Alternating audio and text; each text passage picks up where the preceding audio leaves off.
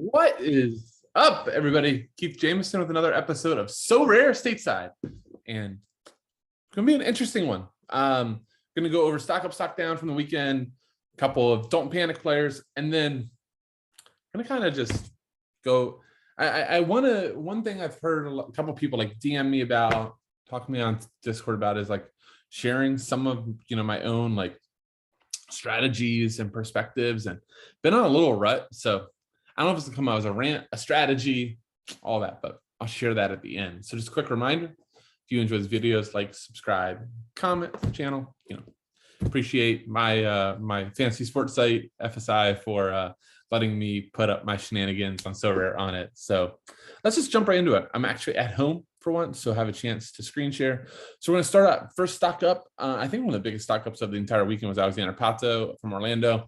We're starting to see, like, for those of us that like played FIFA through the years, like Pato from like FIFA, what was it, like FIFA 14, where he's awesome. We see these scores, the last three, 82, 82, 86. It's looking absolutely outstanding. He's even taking some set pieces, which I know he could do. But, he's just been awesome. He's been by far Orlando's best player lately. There was so much talk about Facundo Torres, about Kara coming in, and all these things. And the biggest thing for Orlando offensively has been Pato coming back to like elite form, and probably who they always hoped that he would have been last year. One of the craziest things too with Pato is that, like, obviously the entire like Americas, most of the Sorare in general, that'd be part of my rant at the end. Like, we're definitely in like price correction zones, dip. Hell, you could probably call it like a Sorare recession at this point. Like, prices are way down, especially in America. And Pato is one of the few that right now is back up on the ascent. Like, shout out to the people that, believed in him. What was this? Not even a month ago, got him for like 0.13, 7-day average 0.281. Cheapest on the market is 0.4. Somebody just bought one for 0.315. So Pato is definitely stock up. Now, Jesus Ferreira is my next stock up. 5 goals in the last 2 games. Like, we're still not seeing the Jesus Ferreira that we saw last year when Pepe was there and was taking set pieces and just throwing up massive all-around games. But 5 goals in two games for like one of the few U23 like solid forwards throughout the summer, it's really good. And we still are actually seeing his price on the decline. We saw the last 2 sales, take out the Bologna bot sale, but we saw 0.57 and another 0.57 in the last 2 days. Like, to me, like, if I'm 2026, Jesus, is his U23 until, like, this is me thinking like if this is the time that I should get one. It's just it's a lot of ETH. But if you're playing for SO5, like, look at these scores. Obviously last year we have a lot of AA in there, but 2 goals, 13.8 all around versus Colorado, tossed out the game. He came back subbed in, and what was it? It was a shit fest in Chicago with the weather. Tossed it out USA games. And before that was Portland at home with 100, 17.1 all around.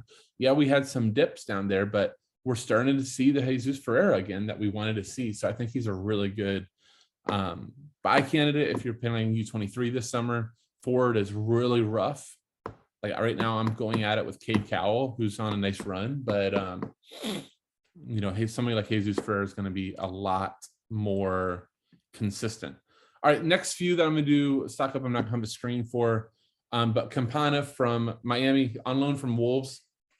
Stock down is going to be Gonzalo Higuain. We're going to lead off with, but I'll just take care of both right now. Higuain left out of the side on the weekend. I watched that whole game. Telecast mentioned nothing about injuries. He was up in the press box.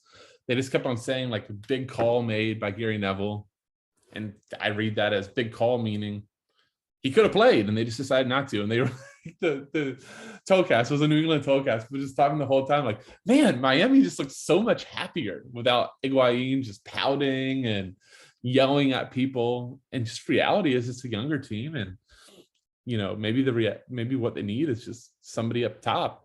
And right away, Campana comes in, scores a hat trick. In the start, Robbie Robinson looked really good. Like, Miami just looked better without Higuain in the pitch. So, Campana has no Sorare cards. Once I would assume that he will on the new release. So he's somebody to watch. He's a stock up. Sebastian Ferreira, another one of the Ferreiras, no relation to Jesus, but huge signing for Houston the offseason. Houston's a team to watch right now. Like Darwin Quintero has been back in. We called that weeks back on the show. Hope you bought. I did not. Son of a gun. Listen to your own advice. But he's made a huge impact for them offensively. And they got Hector Herrera coming here at the end of the European season. Like, that's going to be a huge deal. Solidify that midfield. Sebastian Ferreira was a huge signing in the offseason. Starting to play the role now, just scored 2 goals over the weekend. So stock up Sebastian Ferreira. Jeremy Ebobisse of San Jose. I could have gotten a chart for him. Just forgot. 3 goals in his last 2. That's a nice little run there for a younger forward. Actually, I'm just curious. Let's see what he would cost you right now. Can't imagine he's too expensive. Yeah, he's not cheap, but he's not expensive. 0.203. But again, you got your little peaks here. He's starting, so, and he's younger, he's only 25, so it's not a bad look. And then finally, Jordi Alvacar from, I'm probably saying it wrong, from Charlotte. Scored the Olympico. If you haven't watched it, amazing goal. Charlotte went nuts. But he's on their set pieces now, playing as a 10. He is an international. Just looks awesome. I've watched the last game and a half, and he's standing out. He and Swenderski standing out as like 2 of the best players on the pitch. Charlotte's game, man. Charlotte, especially at home. I said this last week, but Charlotte at home is going to be problems for people. And they took it to Atlanta. Really solid defensively. So he's add him to the Ben Bender. I'm blanking on their goalie's name right now. My bad. But there's like 4 or 5 guys from Charlotte that when those cards come out, they're going to be interesting pickups. So add Jordy to that list. Stock down, Gonzalo Higuain. I'll just say this. I'm like looking at these charts, last 3. Like, if you own an Higuain card right now, you need to sell. He announced his retirement in this season. I expected to pull this up and his card value be like 0.1 or less. Report I saw late last night was he was not part of the team in training. There's no injury noted.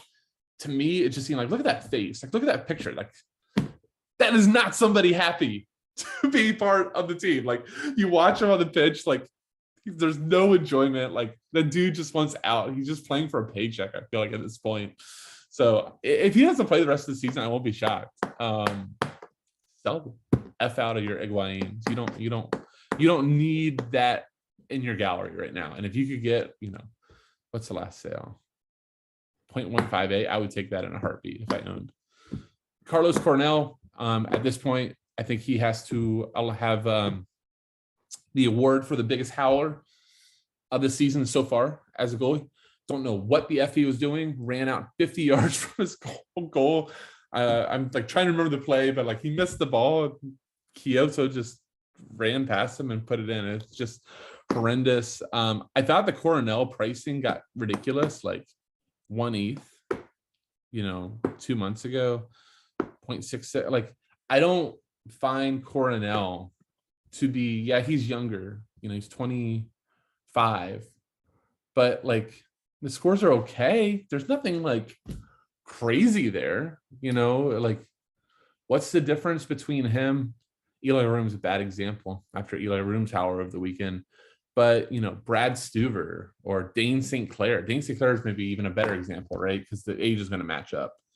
0.615 for him, but you go to Dane St. Clair, and Dane St. Clair is 0.5, so you're saving full tenths off of him, and you get a year cheaper too, or a year younger too. So I don't know. I'm stock down Cornell. I'm sure he will rebound after that hour, but I just think he's overpriced.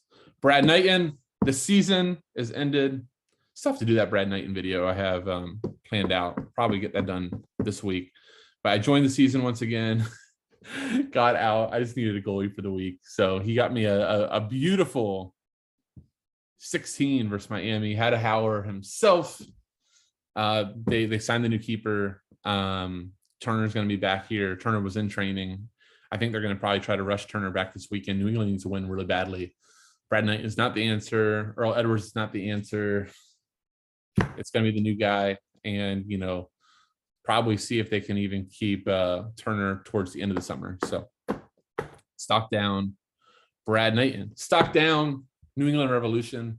It looked really bad versus Miami. The PK that Heel scored was soft as hell.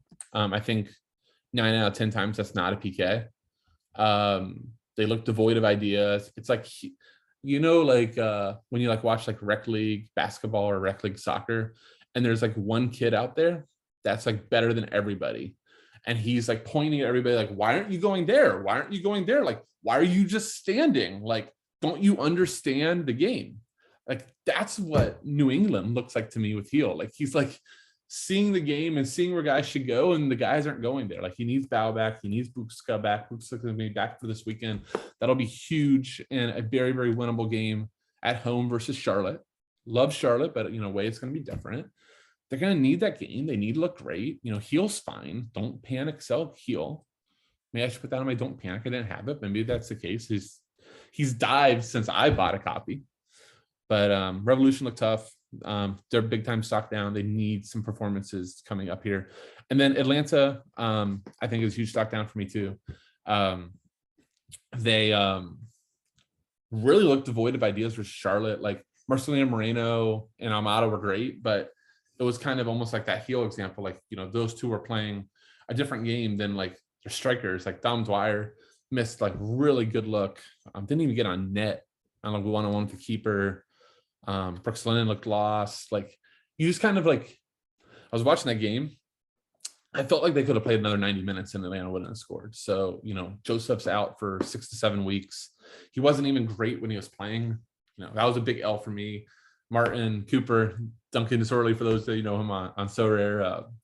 Me and him did the preview beforehand. I was very high on Joseph Martinez. I'll still take it. It still worked out. Joseph Martinez won me my most valuable card ever with his 2 assists to start the season out, but it's been all downhill from there. I don't know what he'll look like when he gets back, but Atlanta to me, is a little bit in trouble. They really need that striker. They have a lot of attacking talent. Luis Arroyo back in training is going to be huge. Hopefully he doesn't re-aggravate that hamstring. That should make a big difference, but they really do need a 9 to tie it all together. Don't panic meter, Seattle. Do not panic on your Seattle players. Yes. Let me just say this in general. Do not panic on your really good MLS players because the value is going down. Shit happens. I was listening to the Andrews this morning.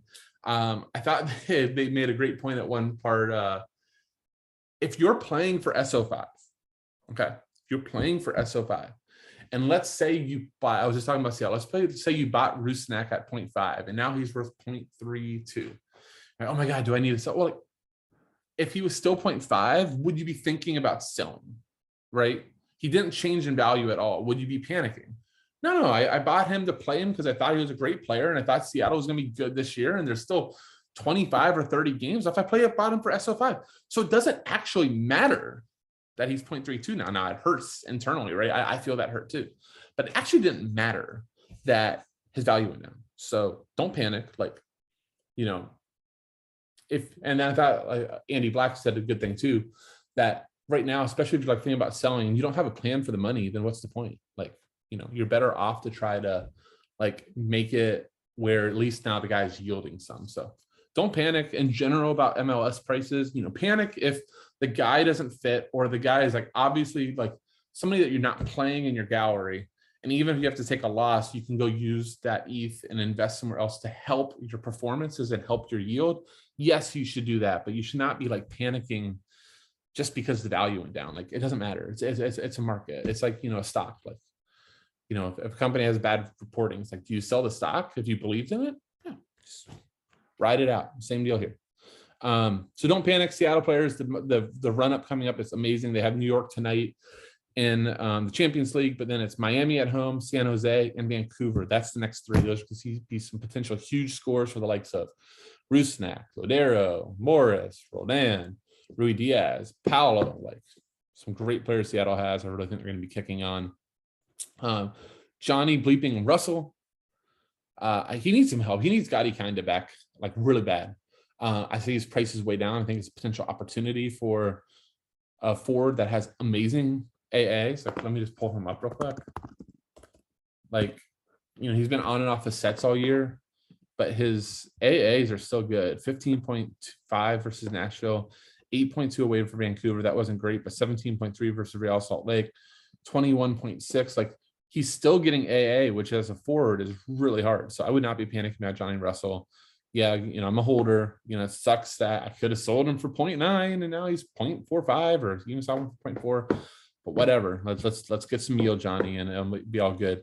Sebastian Driussi, I've been seeing pop up a lot too. People are panicking about this. Sorry, I just realized I did not have my share screen back. People are panicking about these performances right here. Like, really? You sure about that? So anyways, in the 0.6 range, everything goes through Driussi still. He's still an outstanding player. He's still only 26. He's going to dominate the MLS. Yeah, it really sucks. It sucks. I get it. It sucks if you paid 0.85 or not so much 0.685, but it sucks if, did he get over 1 ETH? Yeah, he got over 1 ETH. Like, it stinks, but just yield. Just keep the guy and let him yield. And finally, don't panic, Gustavo Bao. Yeah, Bao. I don't know. I say it wrong. He has the greatest creator in MLS and Carlos Hill helping him. Busca is going to be back. Boo's supposed to be back in the next few weeks. Bruce Arena is notoriously terrible at reporting, but we'll just watch the beat writers, see when he's in practice. It's supposed to be, I think he's sooner than later.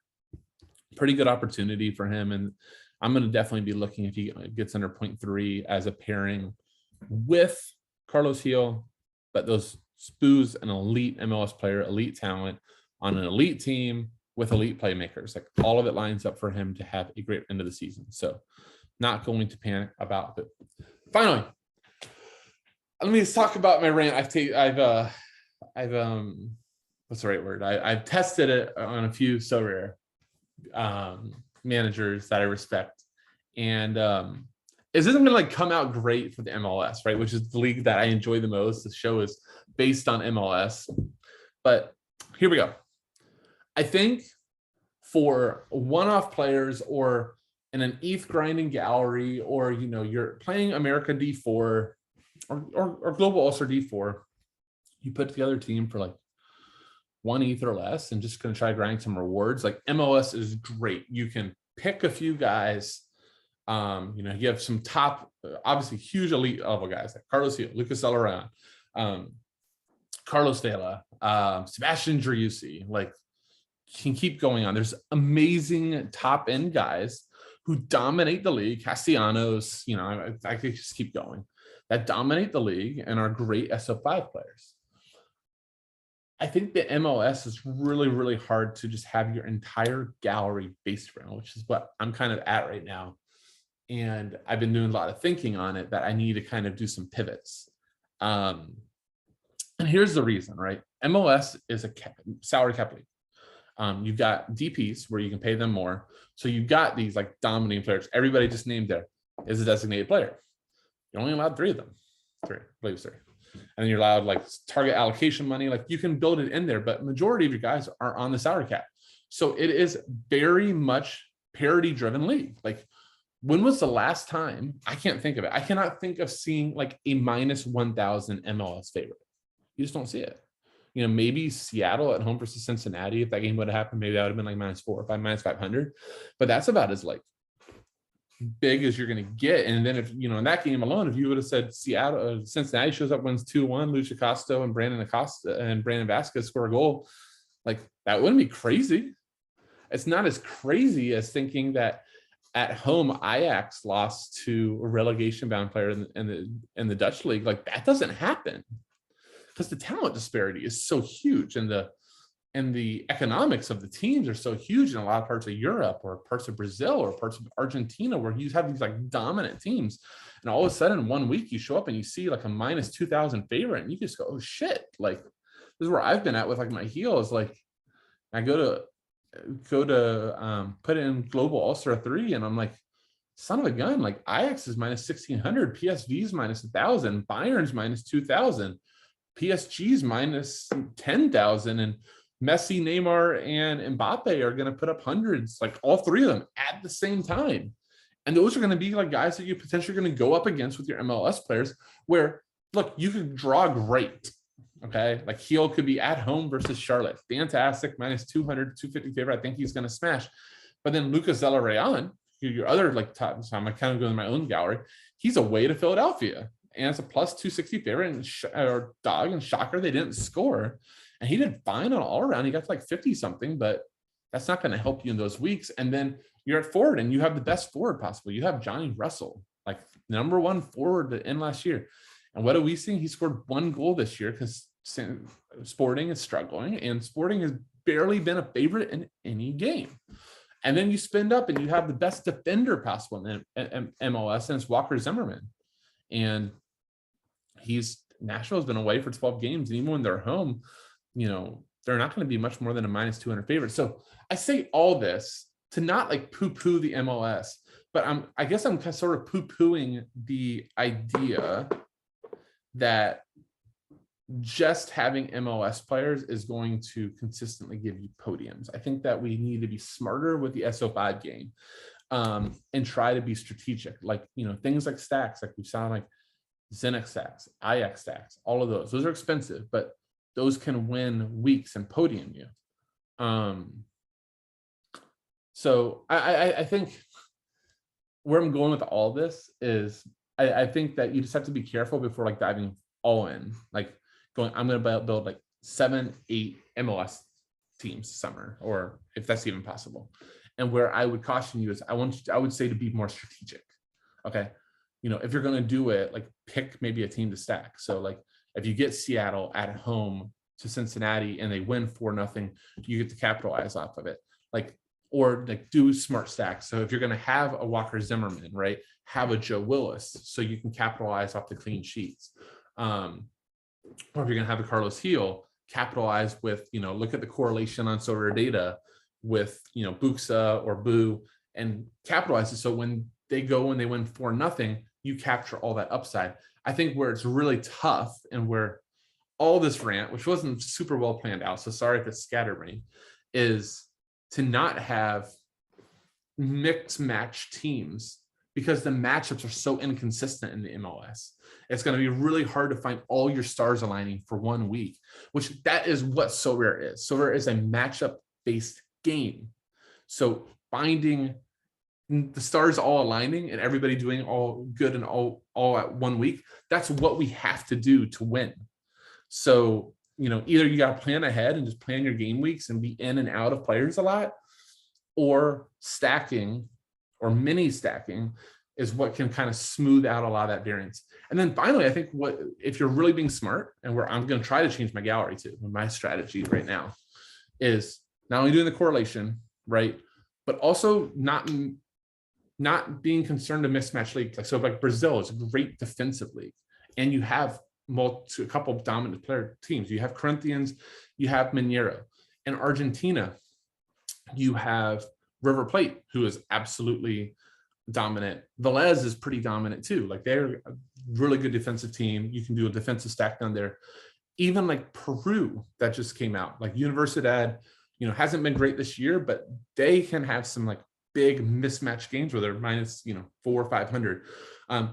Or we saw Chile, the team that's won the last 2 leagues, just got dropped, and they've struggled this year with Libertadores, but they could be a good like little mini stack. Look through their team, look through their matchups, and get some players there. So I think where you need to go is trying to find a mixture of some of your elite level MLS guys, like some of your favorite players that you love to target or that you love to watch, and mixing them across the globe. So like even for global, Japan, we know the defenders just absolutely destroy there. So that's where I'm going. I hope that rant made sense. If it doesn't, whatever, just skip. Pretend that I didn't just take up your last 5 minutes of your life ranting about the league that I love and that I'm switching it out. But again, this is not me telling you sell your Zelarayan, sell your Heels, sell your favorite MLS guys. It's not at all. It's try to start being strategic. Like, look ahead, check the matchups, make sure that, you're not going to waste, you have your 3 top guys in outstanding matchups, and then, 2 more to go with it that, you're like praying that they barely get above 35. Like, that's not how to maximize your upside. We're all in this game to win, to hopefully get podiums, get those card rewards, get that yield going, and have a hell of a time doing it. Sorare is by far so much fun. It's changed my weekends completely in terms of sweating out the games, watching them. I think so many of the content creators out there that I follow and just talk about like what I do myself is like, when I own a Carlos Gil, all I'm watching is watching Charles Gil. Like, get him the ball, like all this stuff. And it makes watching the games hella fun. All right. Thank you guys for watching. Hope that this helped. If you have any questions, feel free to DM me, drop it in the comments, all that stuff. Here to help answer questions, all that good stuff. Thank you again for watching. With that, I'll say, see you.